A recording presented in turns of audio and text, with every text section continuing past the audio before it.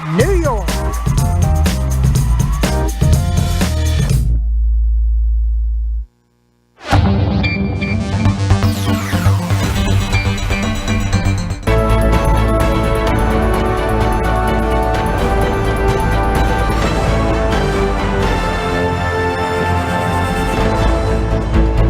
Magandang gabi po sa inyong lahat. Ako si Pia Ontiveros. Ito ang Newsnight. Lahat ng kailangan ninyong malaman sa araw na ito.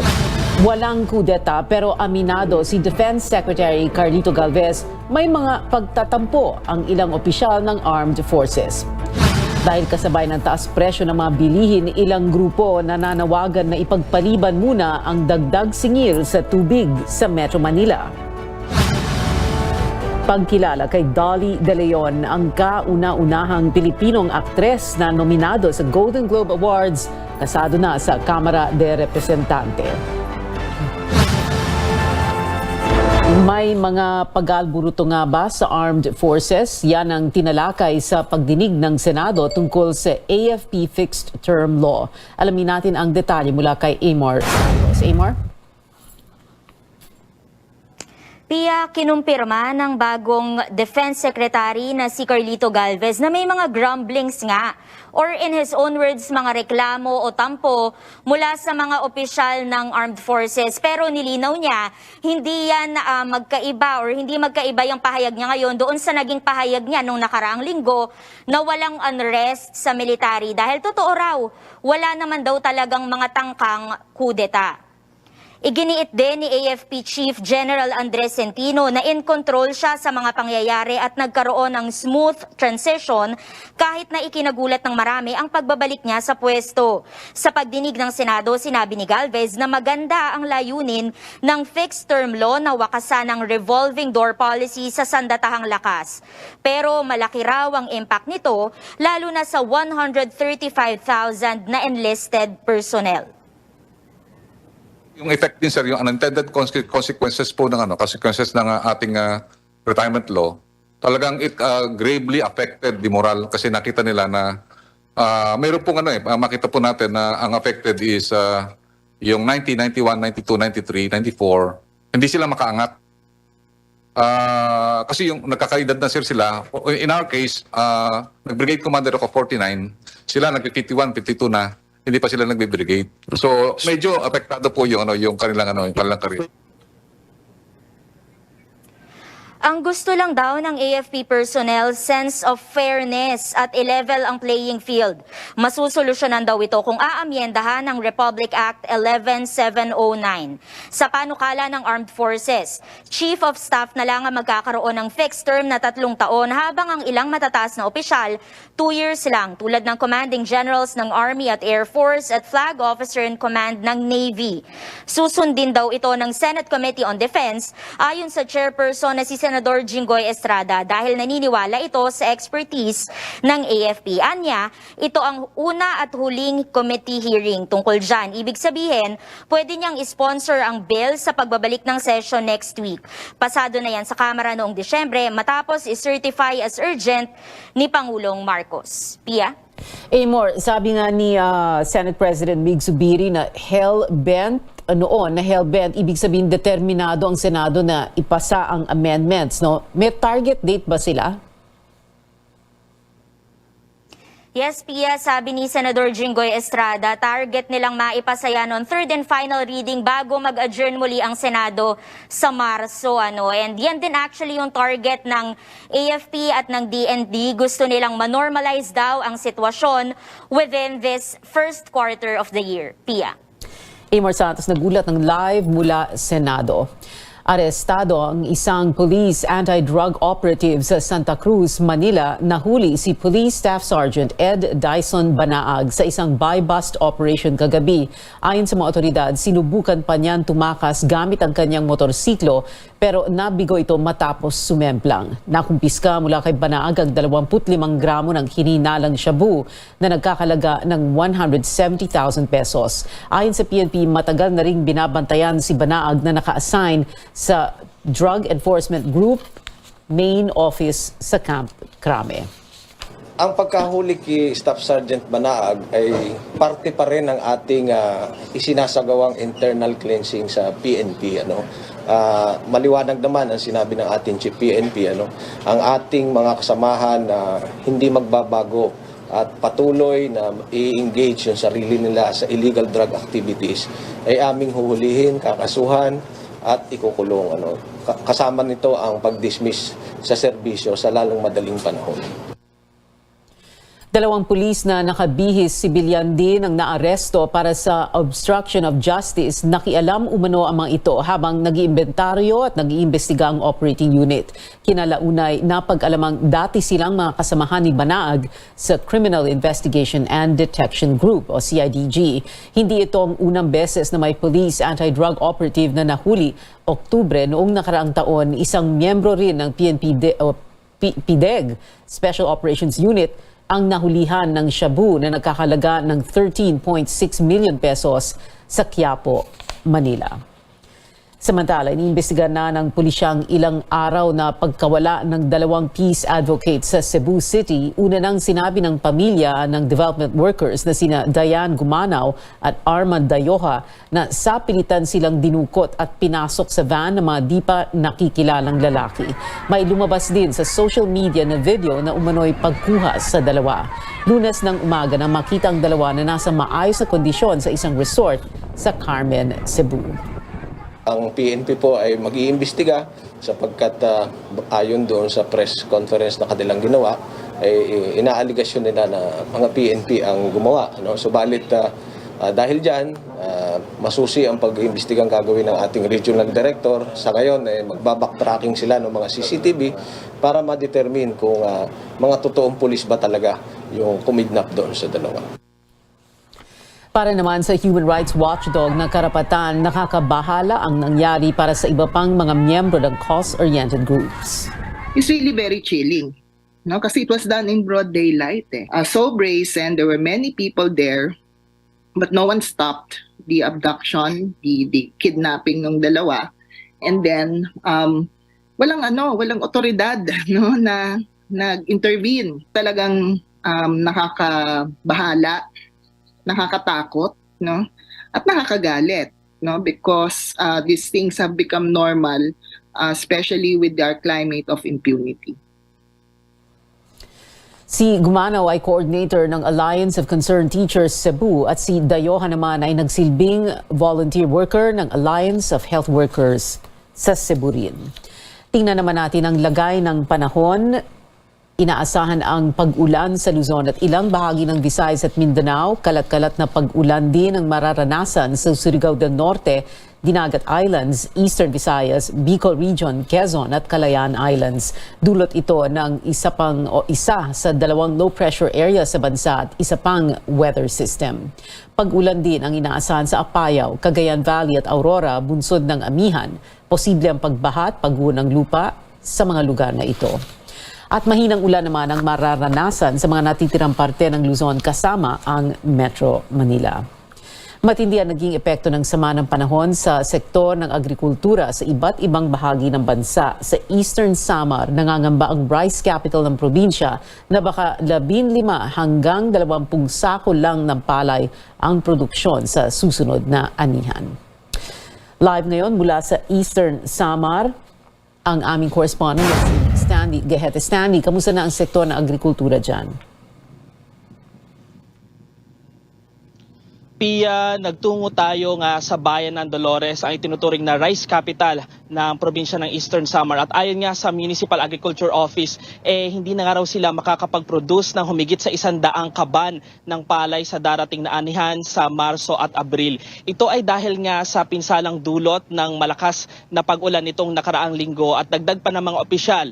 Ito na raw ang maituturing na pinakamalalang unos na tumama sa sektor ng agrikultura sa loob ng 10 taon.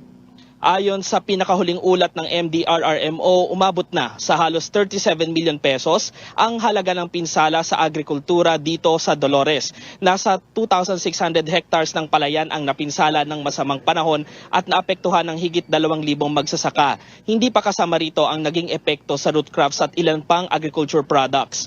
Nagpulong na ang mga opisyal ng Municipal Agriculture Office at Regional Office tungkol sa pamimigay ng libreng binhi at pataba sa mga magsasaka. Pero dahil tumaas na rin ang presyo ng mga pataba, inaasahan nila na mas kaunti ang maibibigay sa mga magsasaka.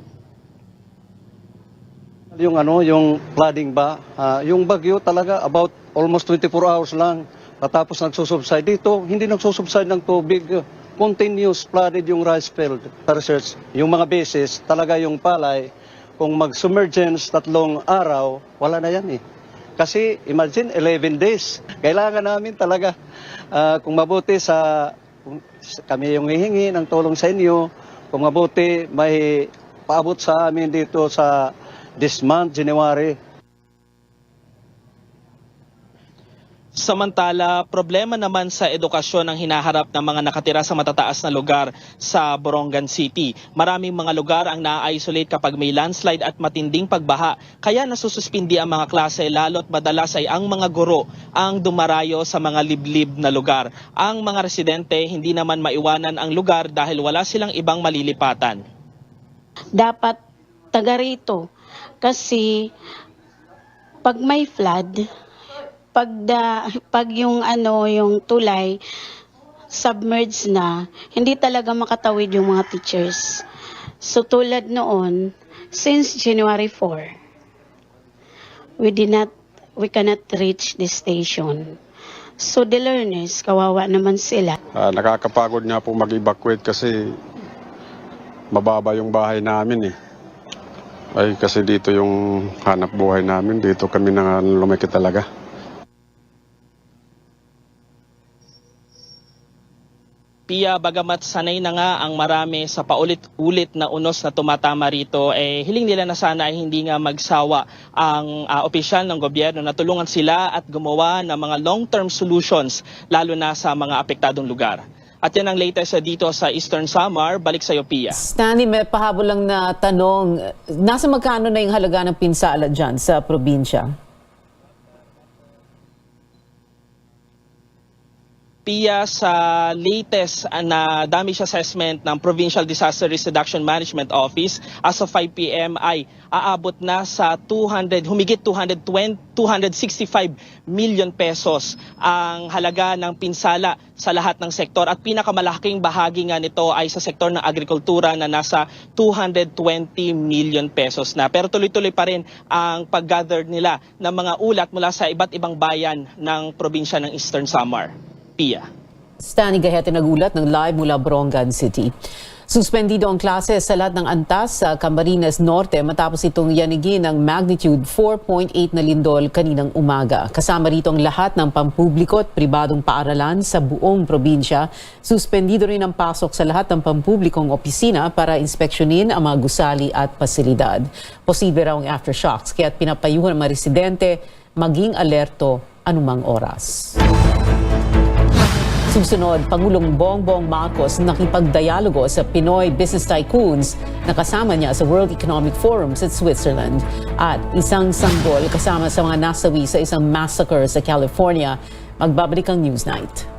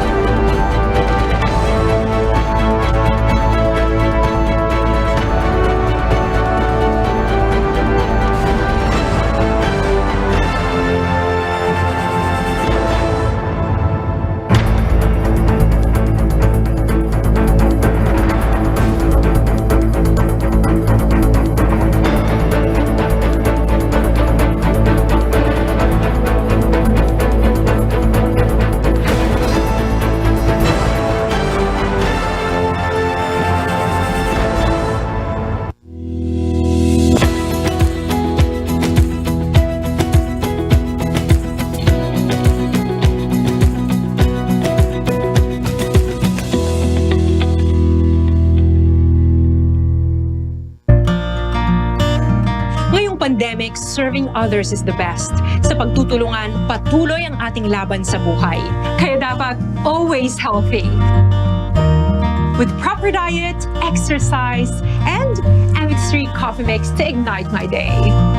Hi guys! Lagi akong focus, active, at extraordinary. Because the most important things in life deserve nothing less.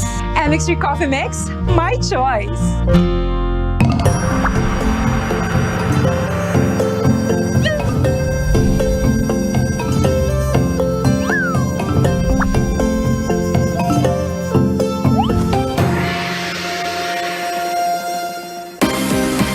This week on Hollywood Express.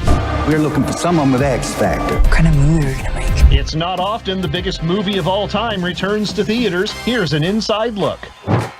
No actors or dogs allowed. I can't make a drama. I don't know how. This process might seem overwhelming. Alec and Hilaria Baldwin have added to their family. The stars of Steven Spielberg's hit the red carpet. Ooh, this is nice.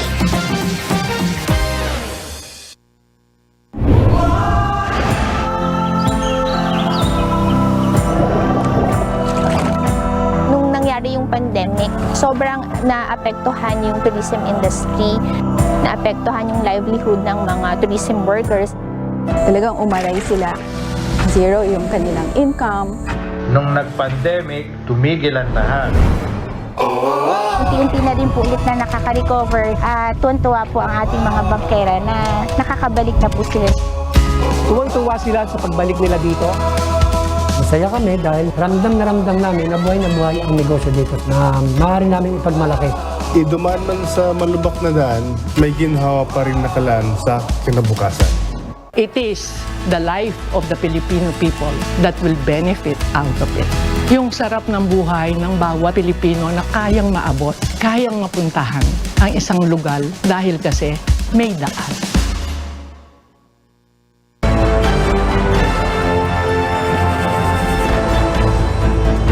Ito ang Newsnight sa CNN Philippines. Ako si Pio Ontiveros. Hinarap ni Pangulong Marcos sa mga Filipino tycoon na kasama niya sa Davos, Switzerland para sa World Economic Forum. Nagpasalamat siya sa suporta ng pribadong sektor sa bansa.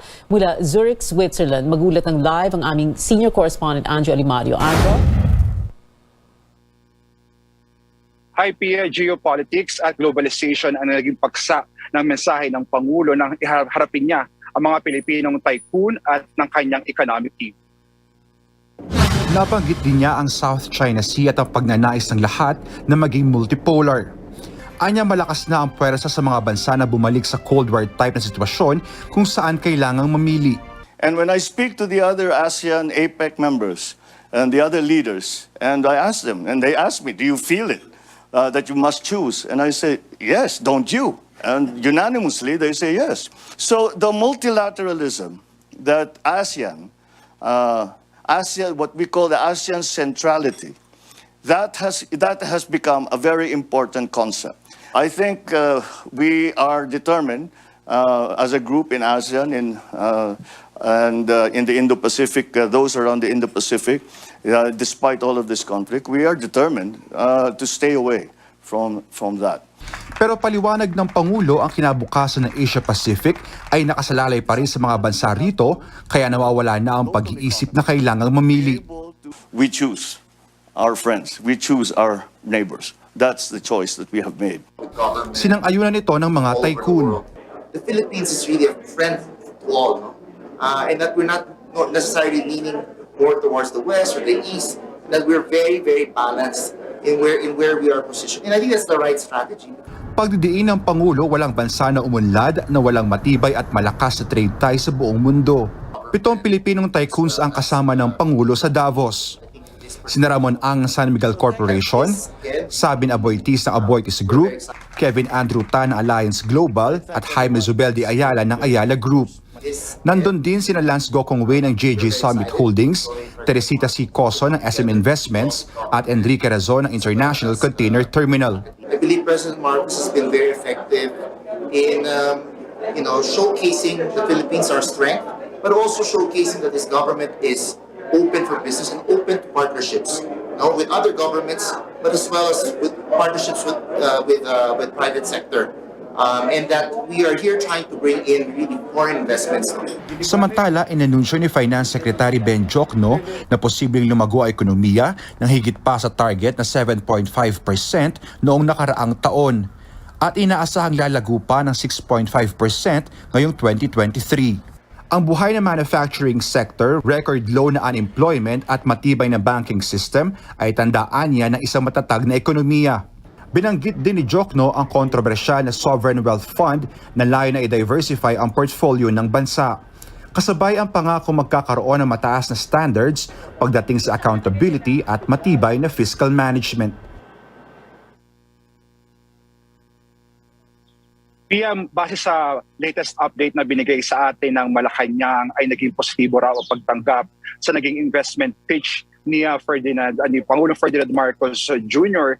Ayon yan sa mga top CEOs at investment experts na kanyang nakasama sa isang dinner na hinost ni Grab Chairman at CEO Anthony Tan. Sa sidelines yan ng World Economic Forum dito sa Davos, Switzerland. At ilan nga sa mga CEOs na nasa listahan ay mula CEO ng Unilever, ng Amazon, pati na rin nakita natin sa listahan yung son-in-law ni dating Pangulong Donald Trump na si Jared Kushner. At yun nga, inaasahan nga na mas magiging intense pa yung mga magiging discussions dito na pag nasasaluhan o nadadaluhan ni Pangulong Marcos. Sa ikalawang araw nga ng World Economic Forum ay inaasahan na magiging siksik ang kanyang schedule. Dadalo siya sa formal opening ng World Economic Forum at meron din siya mga dadaluhang mga bilateral meetings. Kabilang na dyan yung kanyang pag-uusap sa opisyal ng International Monetary Fund, PIA. Anjo, marami kasing umaasa na maraming benefits sa mga kuha dahil sa biyaheng yan, no, sa World Economic Forum sa Zurich. May tanong lang ako, no, may mga tanong kasi na kung ilan ba ang members ng delegation na iyan, ilan ang private sector, ang mga negosyante, the tycoons, and do they pay their own way? Well, Pia, kasama tayo sa mismong presidential plane na umalis mula Pilipinas papunta dito sa Switzerland. At base rin sa mismong official na booklet na nakita natin, ang official number ng delegation na dala ng bansa ay nasa around 15. Andyan yung mga senior government officials, part ng cabinet at ilang mga lawmakers. Sa side naman ng businessmen ay wala pa tayong breakdown. Although yun nga ang binigay sa atin yung 7 business tycoons. As to who paid the trip, ang pagkakaalam natin ay may mga ilan sa kanila na of course they paid for their own trip. At yun nga kasi may mga lumalabas kasi ng mga criticisms na sobrang dami raw na dumalo dito sa Switzerland. Kasi ibang mga government officials ay syempre may mga dala-dala rin silang mga support staff para sa mga gaganaping mga bilateral meetings or different private meetings or dialogues dito sa World Economic Forum sa Davos. Yeah.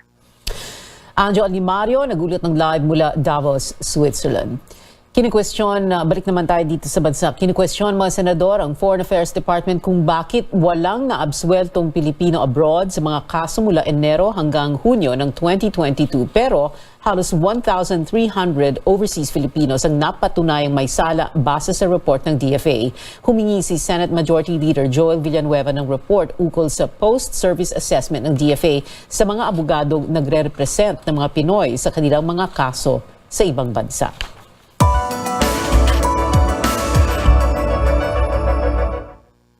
Balita sa ibayong dagat, 6 ang patay sa isang gang-related shooting sa isang bahay sa Tulare County sa California, sa US state of California. Tinawag itong horrific massacre ng mga otoridad. Kabilang sa mga nasawi ang isang 17 anyos na ina at ang kanyang 6 na buwang sanggol. Kapwa sila binaril sa ulo. Pinaghanap na ngayon ang 2 shooter. Matagal na umanong minamanmana ng mga otoridad ang bahay at mayroon ng narcotics search warrant. Sa China, ibinunyag ng regional governments doon ang limpak-limpak na perang ginastos para masugpo ang COVID-19. Nauna nang iniulat ng state-owned Xinhua News Agency na isang dahilan ang patong-patong na gastos kaya inabandona ang zero COVID-19 policy. Ang Guangdong province gumastos daw ng lampas 146 billion yuan o $22 billion para sa pandemic prevention and control mula pa noong 2020. Ang bulto ng pondo napunta sa COVID testing, vaccination at policy enforcement related expenses. Ang Beijing naman naglabas na nasa 30 billion yuan o $4.5 billion noong nakaraang taon. Hindi nila inilabas ang kanilang 2021 COVID spending. Kasalukuyang nakararanas ng shortfall sa cash ang mga lokal na pamahalaan ng China, pumalo sa 6.6 trillion yuan o $944 billion ang fiscal deficit ng bansa sa loob ng unang 10 buwan ng 2022. Samantala, nakapagtala ang China ng kauna-unahang population decline sa loob ng higit 60 taon base sa 2022 data ng kanilang National Bureau of Statistics. Bumagsak sa 1.411 billion ang dami ng tao sa tinaguriang most populous nation on Earth. Bumaba ito ng 850,000 kumpara noong 2021. Ayon sa ilang eksperto, posible pa itong bumaba sa mga susunod na taon. Mababa rin ang naitalang 2022 birth rate na nasa 6.77 births per 1,000, mababa sa 7.53 noong 2021. Matatanda ang 2015 nang alisin ng China ang one-child policy kasunod ng pagliit ng kanilang workforce at mabilis na pagtanda ng kanilang populasyon. Nauna nang sinabi ng United Nations na posibleng malampasan ng India ang China bilang bansang may pinakamaraming tao sa buong mundo ngayong 2023. Actually, they are all people.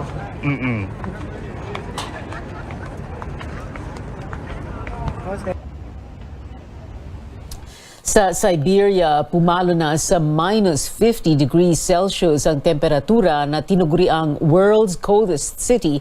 Kanya-kanyang diskarte ang mga residente ng Yakutsk City para labanan ang nakangangatog na lamig. Kung magdamit daw sila parang repolyo, patong-patong na scarf, gloves at hoods. Nasa 1 million ang residente ng Yakutsk at pinakamalamig doon kapag Enero. Abangan, trending na naman si actress TV host Alex Gonzaga dahil sa nangyari sa kanyang birthday party. At sa basketball, mukhang magtatagal pa si PBA Commissioner's Cup Finals MVP Kristen Stand Hardinger sa Barangay Ginebra, San Miguel. Ang detalye mamaya dito sa Newsnight.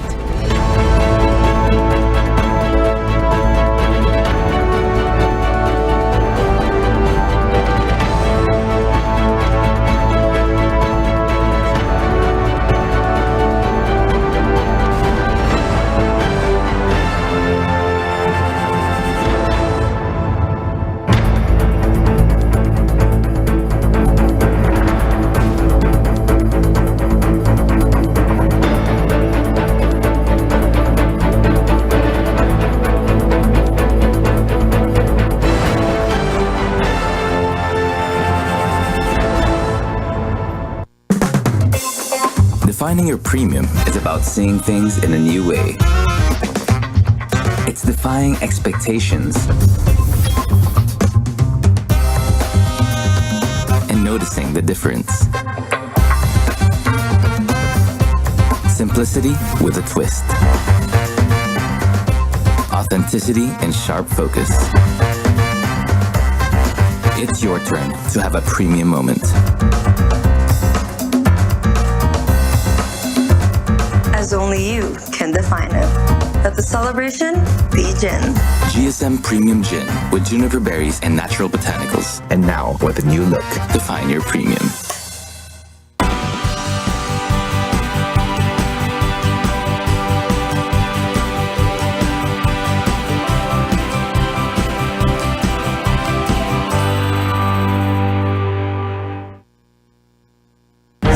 Into office, President Ferdinand Marcos Jr. and his economic team have yet to reveal concrete plans for the economy. What do you want to hear from the President in his first SONA? And they want to review the academic curriculum and the K-12 system. How much more has the median internet speed increased over the past 6 years? I'm Rico Hizon, inviting you to join the exchange.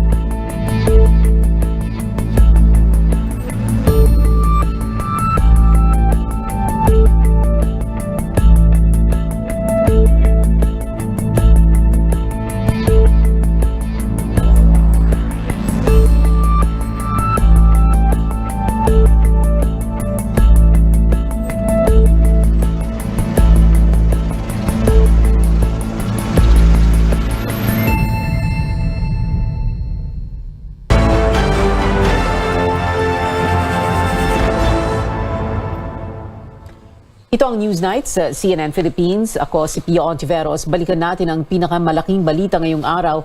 Tinalakay sa pagdinig sa Senadong umano'y pag-alburuto sa Armed Forces tungkol sa AFP Fixed Term Law. Kinumpirma ng bagong Defense Secretary na si Carlito Calves na may mga grumblings nga o anya mga reklamo o tampo mula sa mga opisyal ng Armed Forces. Pero nilinaw niya hindi ito kontra sa pahayag niya noong nakarang linggo na walang unrest sa military dahil totoong wala raw mga tanggang kudeta. Sabi ni Galvez na maganda ang layunin ng fixed term law na wakasan ang revolving door policy sa sandatahang lakas. Pero malaki raw ang impact nito lalo na sa 135,000 na enlisted personnel. Yes sir, kasi yung effect din sir, yung unintended consequences po ng consequences ng ating retirement law, talagang it gravely affected the moral kasi nakita nila na mayroon pong makita po natin na ang affected is yung 90, 91, 92, 93, 94, hindi sila makaangat. Kasi yung nagkakaedad na sila, in our case, nag-brigade commander ako 49, sila nag-51, 52 na, hindi pa sila nagbe-brigade. So medyo apektado po yung kanilang career. Ang gusto lang daw ng AFP personnel sense of fairness at i-level ang playing field. Masosolusyonan daw ito kung amyendahan ng Republic Act 11709. Sa panukalan ng Armed Forces, Chief of Staff na lang magkakaroon ng fixed term na 3 taon, habang ang ilang matataas na opisyal 2 taon lang, tulad ng Commanding Generals ng Army at Air Force at ng Flag Officer in Command ng Navy. Susundin daw ito ng Senate Committee on Defense ayon sa chairperson na si Senador Jinggoy Estrada. Anya, ito ang una't huling committee hearing tungkol dyan. Ibig sabihin, pwede niyang i-sponsor ang bill sa pagbabalik ng session next week. Pasado na ang panukala sa Kamara noong Disyembre matapos i-certify as urgent ni Pangulong Marcos.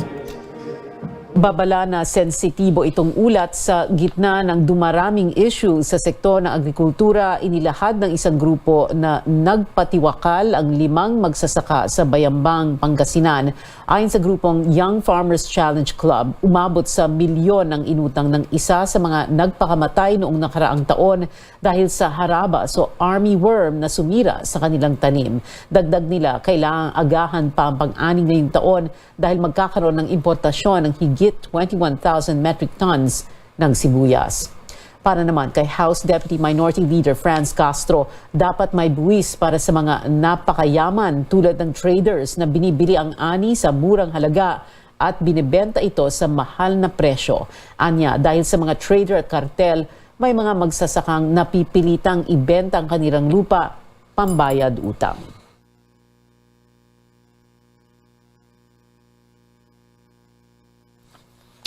Umaasa ang National Economic and Development Authority o NEDA na babagal ang pagtaas ng mga presyo ngayong taon. Nagkaroon ng mataas na inflation rate nitong Disyembre dahil sa holiday season kung saan marami ang namimili ng regalo at pagkain para sa mga pagdiriwang. Kaya sabi ni NEDA Undersecretary Rosemary Adilion, natural na magdadahan-dahan na ito sa Enero.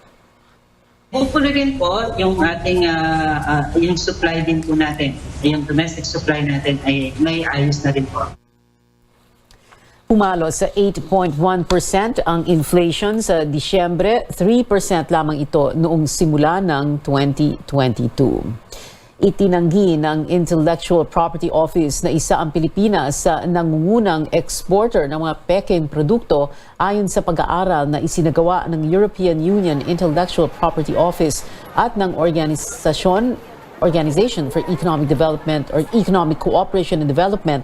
Nasa ika-15 pwesto ang Pilipinas sa pinagmumulan ng mga peke at piniratang produkto. Yan ay mula taong 2017 hanggang 2019. Pero sinabi ni Intellectual Property Office Enforcement Chief Marlita Dagsa, mas malaking problema pa rin ang pagpuslit ng mga mga peking produkto. Batay sa records mula 2017 hanggang 2019, umabot sa halagang 23 billion pesos ang halaga ng mga kontrabandong nasabat ng customs. Yung mindset natin, di ba, lagi tayo mga Pilipino, mahilig tayo sa mura. So, not knowing na dangerous naman for us to consume that product. So, siguro yung change of mindset na we have to really respect, I think. Yung parang to protect ourselves, kailangan we know ano first, ano ba yung hindi ba sa personal, and then of course yung respect for intellectual property rights. Magpupulong sa January 27 ang komite ng World Health Organization o WHO para pagdesisyonan kung may global emergency pa rin dahil sa COVID-19. Sa isang media briefing, sinabi ni Health Department Officer in Charge Maria Rosario Vergere na mananatiling maingat ang DOH kahit pa ideklara ng WHO na tapos na ang pandemya. Sa katunayan, ipagpapatuloy pa rin ng gobyerno ang pagbili ng COVID-19 bivalent vaccines. Yan ay sa kabila ng ulat na nag-uugnay sa isang brand nito sa isang uri ng stroke sa mga matatanda. Pero sabi ni Vergere, maliit lang ang posibilidad na mangyari ito. Samantala, gumaling na ang 8 Pilipinong galing China na nagpositibo sa COVID-19. Natapos na nila ang isolation period at karamihan sa kanila ay nagkaroon lang ng mild symptoms. Pinaigting na ng Bureau of Quarantine ang protocol sa mga biyahero galing China mula nang dumami ang mga kaso ng COVID-19 doon. Kumpiyansa ang Commission on Elections na magiging mapayapa ang gaganaping special election sa February 25 sa ika-7 distrito ng Cavite. Yan ang sinabi ni COMELEC Chairman George Garcia sa isinasagawang Special Elections Joint Security Command Conference ngayong araw. Automated ang gagawing bilangan at canvassing ng mga boto. Nagsimula noong January 11 ang pag-imprenta ng mga balota at inaasang matatapos ito ngayong linggo. Magde-deploy naman ng nasa 3,000 personnel mula sa hanay ng Kapulisan, Coast Guard at Philippine Army para sa seguridad. Magpapatupad din ang gun ban simula January 26 hanggang March 12. 4 ang maglalaban-laban sa posisyon na nabakante ni Jesus Boying Remulla na itinalaga ng Pangulo bilang Justice Secretary noong Mayo ng nakaraang taon. Nanawagan ang ilang grupo na ipagpaliban muna ang dagdag singil sa tubig sa Metro Manila dahil sasabay ito sa mataas na presyo ng mga bilihin at iba pang bayarin. Pero paliwanag ng MWSS at isang water concessionaire, kailangan magtaas ng singil para masiguro ang sapat na supply ng tubig at magandang serbisyo sa mga consumer. May ulat si Senior Correspondent George Cahiles. Nag-aalala si Nene Arabi sa magiging bill niya sa tubig ngayong katapusan ng Enero. Dahil nagtaas na ng singil simula ngayong buwan, wala naman daw silang magagawa kahit pahirap silang makaagapay sa pagtaas ng iba pang mga bilihin. Kaya pabor siya sa panawagang ipagpaliban muna ang paniningil ng mas mataas na bayarin sa tubig. Dapat lang kasi ang hirap ng buhay ngayon, ang sibuyas nga sobrang mahal. Hindi na nga kami nagsisibuyas. Tubig pa kaya, ano ba yan? Hindi naman pwedeng walang ligo. Tataas ng nasa higit 8 piso kada cubic meter ang singil ng Manila Water at higit 3 piso naman sa Maynilad ngayong 2023. At masusundan pa yan ng dagdag pagtaas sa mga susunod na taon. Kaya naman sa isang resolusyon sa Kamara na inihain ng Makabayan Bloc, hinihingi nitong ipagpaliban muna ang mas mataas na paniningil. Tinukoy ng mga kongresista ang mataas na inflation rate noong Desyembre at di umano'y kapalpakan ng concessionaires gaya ng water service interruption sa ilang mga lugar.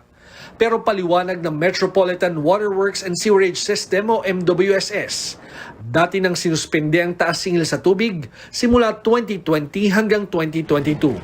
If we defer these tariff tranches and considering that they were not able to adjust their water rates in the previous years, we're not just talking about just 1 year, we're talking about years, it might have an effect on their service deliveries. So they might have a problem providing the proper service to the consumers. So that's what we want to avoid. The increase that at least we have on the East Zone is equivalent to 1 SMS a day. So if we can see ourselves, spending a little less on our, social media for the sake of ensuring that we have sustainable, reliable, adequate water supply, I think that's good for all of us. Hinggil sa mataas na kawalan ng tubig sa ilang lugar, sabi ng MWSS, papatawa na nila ng penalty ang Maynilad sa mga problemang nangyari sa Southern Metro Manila noong Disyembre. MWSS RO and in coordination with Maynilad is now coordinating and checking how much is this total penalty and who are these customers will be entitled to and how much will they be entitled to. Target ng MWSS na makuha na ng mga naapektuhang consumer ng water service interruption ang rebate sa Pebrero. George Cahiles, CNN Philippines. Nanawagan ang Pinoy film producers na magpatupad ng 3 taong break sa pagbabayad ng amusement taxes o kaya bawasan ito para maging 5% na lang. Ito'y para umano matulungan ang film industry na bumangon mula sa epekto ng pandemya. Ibinahagi ni Georgie Alonso ng Motion Pictures Producers Association na kailangan umabot ng 270% ng production cost ang gross sales ng mga pelikulang gawang Pinoy para hindi malugi. Dahil anya, yan sa buwis at iba pang gastusin. Sometimes we hear of films making 100 million, 200 million, and wow, we immediately imagine how much profit the filmmaker is making. But that is not accurate. Because for us to break even, we have to consider the sharing scheme and as well as the payment of various taxes. Dagdag ni Alonso, hindi lumagpas sa 10 million pesos ang kinita ng karamihan ng mga pelikulang ginawa sa bansa noong 2022. Pinagtibay na ng House Special Committee on Creative Industry and Performing Arts ang resolusyon bilang pagkilala sa Triangle of Sadness actress na si Dolly De Leon. Kasunod niya ng kanyang pagkapanalo bilang Best Supporting Actress sa Los Angeles Film Critics Awards at maging unang Pilipinong nominado para sa parehong kategorya sa Golden Globe Awards ng Hollywood Foreign Press Club. Inaasama ibabahagi ang resolusyon sa plenaryo sa pagbubukas ng sesyon sa January 23. Susunod, Ginebra import Justin Brownlee formal na nanumpa bilang ganap na Pilipino. At BTS member na si Jimin, bagong global ambassador ng isang prestigyosong brand, manatiling nakatutok sa Newsnight.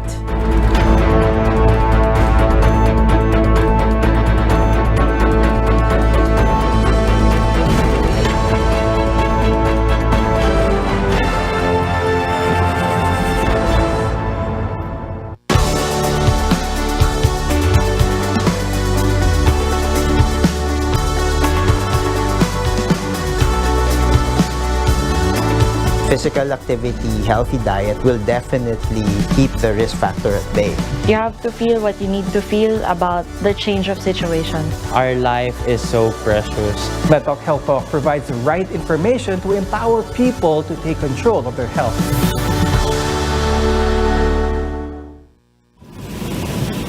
In this 3-part special, we explore what the blue economy is about and dive deep into the Philippines' unexplored potential. We sit with movers, shakers, and thought leaders who will give us an overview of how critical the ocean is to our food security. I'm attorney Karen Jimeno, and this is the way forward.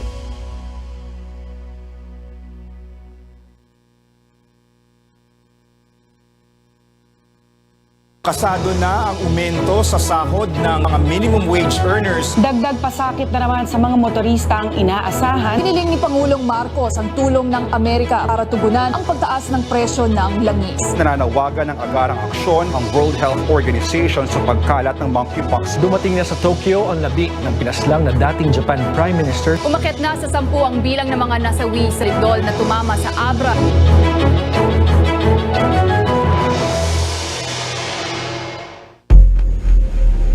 In a span of 2 weeks, the government has detected another subvariant of Omicron. How challenging would it be for the new Marcos Jr. economic team? Authorities destroyed over 14 billion pesos worth of illegal drugs. I'm Rico Hizon, and this is the final word.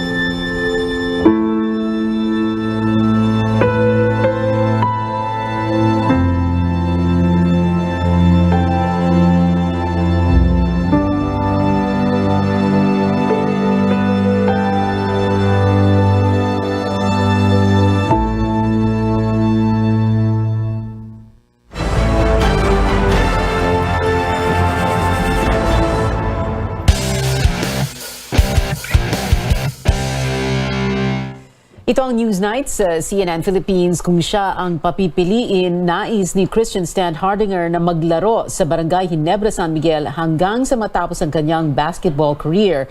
Malaki ang papel na ginampanan ng 6'8" forward sa Commissioner's Cup Championship run ng Ginebra matapos magsilbing defensive anchor sa finals laban sa Bay Area Dragons. Dahil dito siya ang kinilalang PBA Finals Most Valuable Player. Pag-amin ng 34-year-old Filipino-German cager, utang niya ang tagumpay niya kay kina San Miguel Corporation President at CEO Ramon Ang at Barangay Ginebra Team Governor Al Francis Chua. Well, if I have a choice as a professional basketball player, I would like to be where Boss Al is, where Boss RSA is, because they have stuck with me through the ups and downs of my career. I don't know how long I will still play. You know, I'm getting older. I'm feeling still young. I'm feeling the mileage on my body. So Yeah. so I'm truly not sure how long I will still play basketball. But as long as but I'm happy where I am right now, and I'm happy where we are as the team, winning the championship. So everything is okay. Ang 2022-2023 Commissioner's Cup ang ika-4 na championship ni Stan Hardinger sa PBA at ikalawa naman sa Ginebra. Mula sa pagiging kabarangay, isa ng kabayan ngayon si Barangay Ginebra San Miguel resident import Justin Brownlee sa pangangasiwa ni Senator Francis Tolentino. Nanumpa ang 34-year-old cager ng katapatan sa Republika ng Pilipinas kahapon sa Senado. Nangyari yan ilang oras lamang matapos niyang pangunahan ng Ginebra kontra Bay Area Dragons sa Game 7 noong linggo para makuha ang Commissioner's Cup title. Kaya naman ang tawag na ng iba sa kanya, Justin Noy P. 2016 pa nang unang maglaro sa PBA ang American-born player at ngayon ay may 6 ng championships sa Ginebra. This experience has been unbelievable for me, and such a blessing, and I'm really just thankful. Just being a citizen of the Philippines, you know, it means the world to me. Being a citizen, I'm gonna try my best, to make the people, everybody proud. You know, like I've been receiving a lot of messages, people telling me how proud they are, and I just want to keep making you guys proud, and do whatever I can to help the national team. I'm just very honored and just, blessed to be a Filipino and represent the country in the right way. Isa sa mga siguradong natuwa sa development na ito ay ang Ginebra head coach at Philippine men's basketball team assistant coach Tim Cone. He's going to play the game the right way. He's going to play the game, incredibly hard for the country, and he's just going to put a great face on the whole idea of Gilas. And I think that's really what's most valuable about him. He'll be such a great representative for us. For everybody around the world that's going to watch these games coming up. So I'm real excited for him. Inaasam maglalaro si Brownlee sa 6th at final window ng FIBA Basketball World Cup Asian Qualifiers sa Pebrero at sa Southeast Asian Games sa Mayo. Katatapos lang ng PBA Commissioner's Cup pero kasado na agad ang aksyon sa Governor's Cup. Mag-umpisa ang elimination round sa linggo sa PhilSports Arena kung saan magtatapat ang Meralco Bolts at Rain or Shine Elasto Painters alas 4:30 ng hapon. Susundan niya ng bakbakang Converge Fiber Xers at Northport Batang Pier sa 6:45 p.m. Susundan niya ng Sinabi ko na yan. Ang Barangay Ginebra ang defending champions ng season-ending conference matapos talunin ang Meralco sa finals 4-2 noong April 2022. Sa ibang liga naman, may bago ng regular season 50-point game leader ang Boston Celtics matapos ang 51-point explosion ni Jason Tatum kanina sa NBA. Ito ang 5th career 50-point game ng 24 anyos sa si Tatum para lagpasan ang 4 ni Celtics legend Larry Bird. Sa 51 points na ito, 18 ang ibinuhos ni Tatum sa 4th period para gabayan ng Boston sa 130-118 win laban sa Charlotte Hornets. Nagdagdag din siya ng 9 rebounds at 5 assists.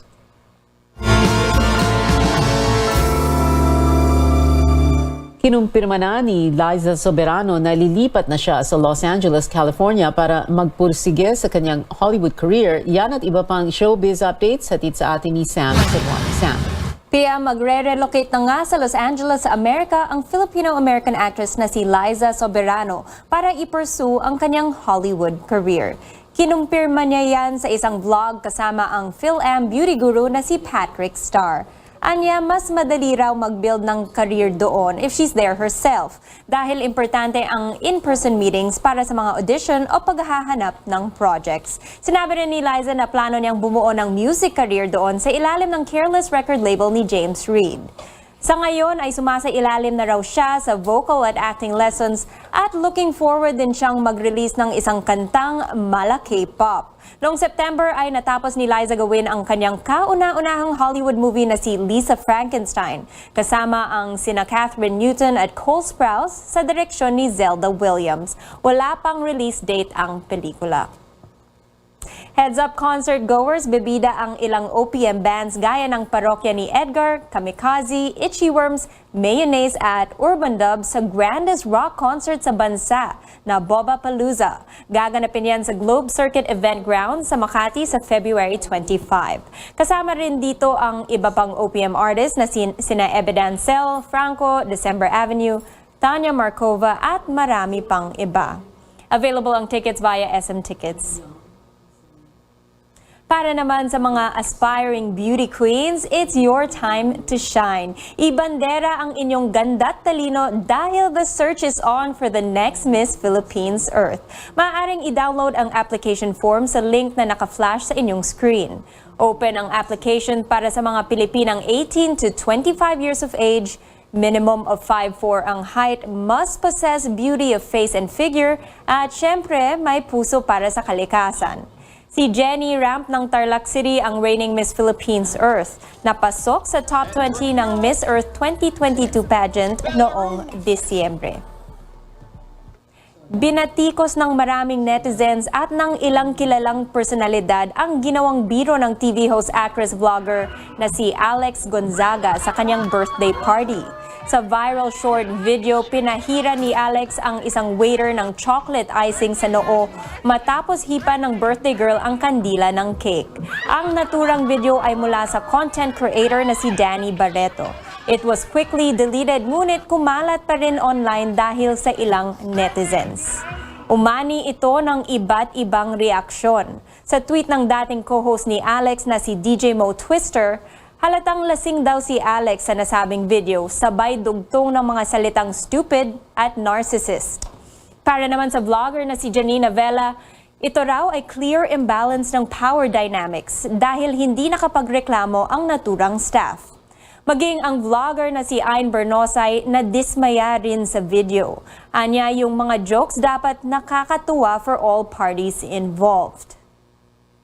Ayon naman sa internet personality na si Oliver ng Otaku Yakisoba na dating nagtrabaho sa customer service, hindi raw dapat ipahiya ang mga workers for the sake of content. Dagdag pa niya, just because you pay them does not mean you can do anything to them. Binigyang diin niya rin na bilang netizen, kapag may nakita raw tayong mali, say something. Huwag lang daw itong gawing something to make fun of. Sa ngayon, wala pang comment si Alex hinggil sa naturang issue. K-pop update naman tayo, hinirang bilang bagong ambassador ang BTS member na si Jimin ng luxury fashion brand na Dior. Masayang in-announce ito ng Dior sa kanilang Instagram account. Anila, Jimin exemplifies the timeless spirit and singularity ng naturang fashion brand. Ayon naman sa report ng isang Korean media outlet, Jimin is preparing for a solo album sa February pero wala pang confirmation from his agency tungkol dito. Matatandaan na featured din siya sa bagong kanta na Vibe ng Big Bang member na si Taeyang na inilabas noong January 13. Magbabalik on-screen ang American singer na si Jennifer Lopez kasama ang American actor na si Josh Duhamel sa romantic action comedy film na Shotgun Wedding. Tungkol ito sa character nila bilang Darcy at Tom na unfortunately na-hostage ang kanilang dream wedding. Wala silang ibang magawa kundi sagipin ang kanilang sarili at mga mahal sa buhay. Here's a sneak peek.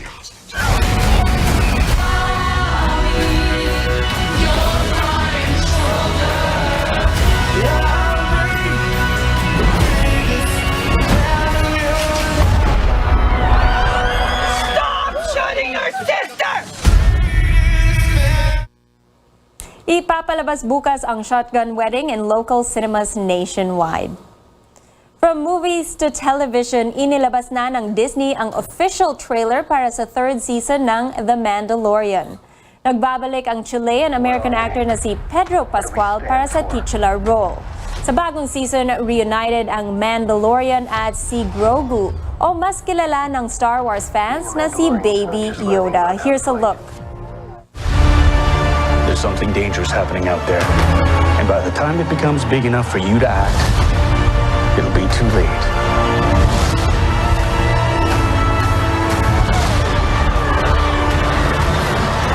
Hang on, kid.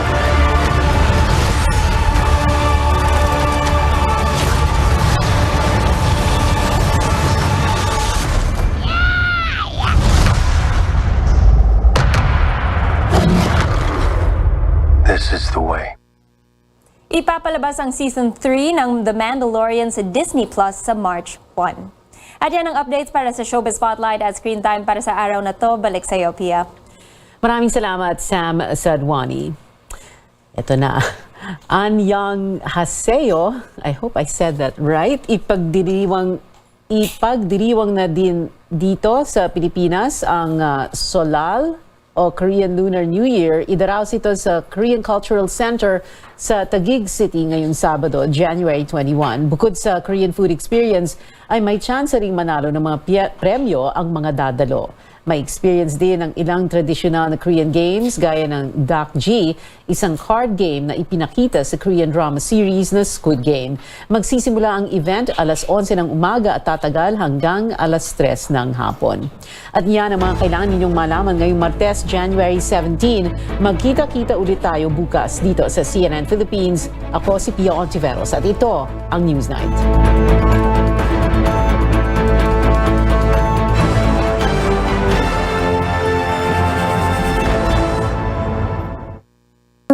This program is brought to you by